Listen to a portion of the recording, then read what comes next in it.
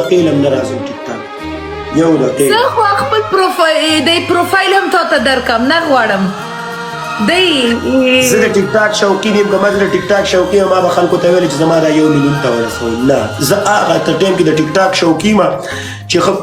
وایي ما د قرآن په ټیک ټاک کې دونه ډېرې جینکۍ دي خو یوه مې پکې نه خوښېږي نه په ټیک ټاک کې ټول فلټر خان دی پرېږدی دی په ټیک ټاک کې ما خوښ کا دی ټول دومره قسم په خدای کې ولی زه جینکیان لیدلی یم په دوبۍ کې ها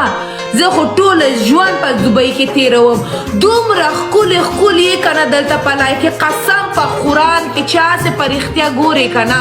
بس پرېږده دیگه نور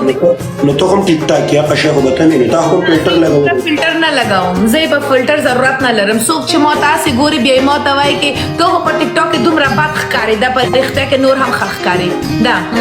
زما خبره هسې ده زه دومره فلټر نه استعمال کوم وایي د څونه هوښیار سړي به ښه ځای ده زیبا ګل ستاسو کور چېرته دی په دوبۍ کې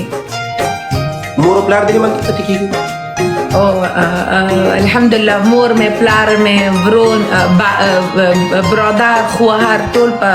دوبۍ کې پاتې کېږي یو برادر مې په کینیډا کې پاتې کېږي زه اوس یوروپ طرف نه یم او دلته اوس انشاءالله ژوند دلته اوس یعنې راځم خلاص یعنې اوس مور او پلار پاسپورټ نه لري نو زدورانو څنګه درولېږو